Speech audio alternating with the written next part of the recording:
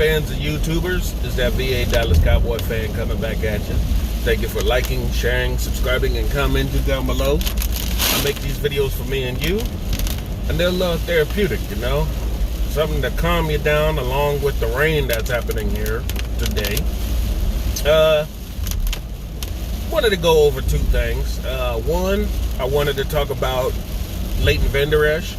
I'm glad that he's claiming he's 100% and he's ready to go and, all that good. But until he gets hit or, somebody does, come around near that neck, I wouldn't call yourself 100%. You can be fine walking around doing your daily activities and stuff, maybe even working out, but until you get the rigors of an NFL season in you, I wouldn't trust that neck to be fully healed yet. But I hope for the best. I hope good things come from our linebacking core this year. We have a great starting trio, and even if one or the other, Jalen Smith or Vander Esch, can't go, you always got Sean Lee to back them up. So we're looking pretty good at linebacker this year. And, I hope he's all right and ready to go. Second thing I wanted to talk about today, this video won't be that long. I just wanted to know your take. Revisionist history. I was just thinking about this on my way to work, so I decided to make this video. I wonder, because you remember back in 2016, fourth pick in the draft, there was the argument about Zeke Elliott or Jalen Ramsey. You remember?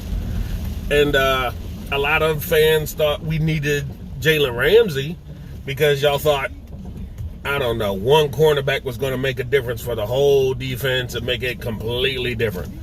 As we know, nothing was going to make that defense better because of the way they were coached.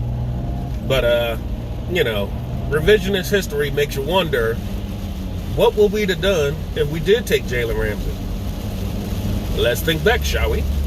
You'd have had no Zeke Elliott, so you'd have been trying to run the offense through, at the time, Tony Romo, Darren McFadden, Alfred Morris, and I can't even remember who the third back was if we had one.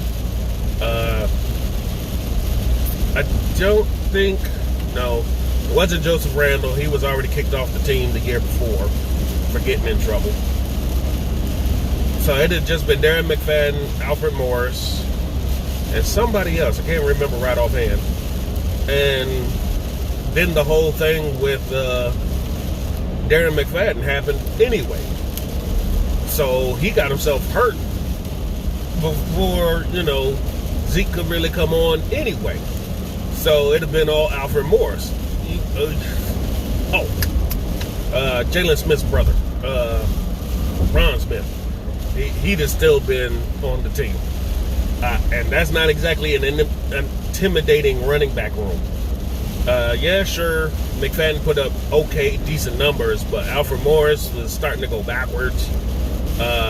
McFadden, I don't think, would have done anything different. He'd have probably went backwards. And Rod Smith, he just wasn't fit for that offense, no matter what position they tried to put him in. So you think back, you're going out there, and now you got Romo hurt. You're putting in Kellen Moore, or you tried to, and he got hurt. Now you're putting in this rookie quarterback, Dak Prescott, with the offensive line that you're still hoping is the best in the league, with a trio, well, not even a trio, because now you're only down to Rod Smith and Alfred Morris because Darren McFadden was hurt. You got two guys and a fullback that you never utilized in the backfield, and you're going in with a declining Dez Bryant, a disappearing Terrence Williams as your starting wide receivers. Cole Beasley was still decent, thankfully, and you had Whitten. So people can complain now that Dak sucks, and if it wasn't for Zeke, Dak would be nothing. How do you think this offense would look without Dak having Zeke at all, and no running game to be there at all, and putting it all on Dak. Since everybody wants to hate the man, how bad would it have been if it came true where this guy had to actually run this team by himself with no help? And then on the flip side, you got the defense. You'd have had Jalen Ramsey and Byron Jones, who wasn't even a corner yet. You'd have had Ramsey out there by himself trying to shut down one half of the field, and then they'd have just tore apart the other half of the field because our defense stunk no matter what. So imagine us not going 13-3 in 2016, but something like 3-13. So now you're like, well, dang, come 2017, you better get a hell of a draft pick, because we stink. Y'all have been crying. Y'all have been hating. Y'all have said Dak is trash. We need a new quarterback. The running game sucks. We need a running back. But everybody says any running back can run behind our line, right? Any running back, which is false. I don't care how much people try to lay that claim on you. Every time somebody tries to lay that claim, it's a one-hit wonder, and then they're nothing. People said Leonard Fournette was the future. Nope. People said Todd Gurley. Where is he now? He's in Atlanta. He's declining. David Johnson? Nope. Who else was touted as just as good? Quite a few running backs. James Conner recently with the Steelers. One year wonder, and then he's been hurt or he hasn't produced. Hell, we'll see how good Christian McCaffrey is now that teams can tee off on him. And, and now he's got paid. So we'll see what happens there. Let's see.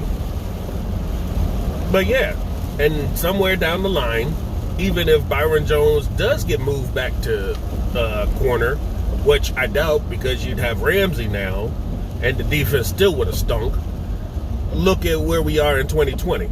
You still wouldn't have paid Jalen Ramsey because you'd have been crying about, oh, we need the money, put the money elsewhere, or we need a decent backup quarterback and quarterbacks and running backs, and we need to spend this money here, there, and everywhere because the offense stinks. So, I just want to know your take. Revisionist history is fun. Redoing drafts and all that, and people want to claim that Van Der Esch was a bad pick. At the time, we didn't even know who he was. That was the problem with that one. But to pick Jalen Ramsey over Zeke Elliott, this team would look completely different. We wouldn't be close to being possibly a playoff, if not a Super Bowl contender right now. There's no way that Mike McCarthy would be here because we'd suck so bad that Jerry Jones would have just kept going with Jason Garrett. He'd have just tried to figure out, okay, it's the players. It's the players we have. If we can get him better players, then we can be a better team. He wouldn't even have thought of putting any onus on the coaching being that bad because we'd have sucked naturally no matter who was running the offensive coordinator positions. So that's just my take on it. I think we'd be a whole lot worse off if we'd have picked Jalen Ramsey, to be honest, because there'd have still been down the line problems with trying to pay him. You don't want to pay the players you got now. So why would make you think you'd want to pay Jalen Ramsey top dollar if you don't want to pay the guys you got now? So, you could have paid Byron Jones, but you chose not to. And the thing about it, Byron Jones probably would have still been a safety. He would not be that good, and y'all to let him go anyway. So now you're still revamping the whole defense again anyway, no matter who was on it. So that's just my take. I'd like to hear yours. Thankfully, this video isn't too long today. I hope y'all take care. Stay safe. Keep on doing what we got to do because the pandemic is not over. I don't know what people are thinking with this reopening states. It's not going anywhere. But take care. Just take care of yourselves. Take care of your family. And we'll talk to y'all later. Dallas Cowboy fan, out.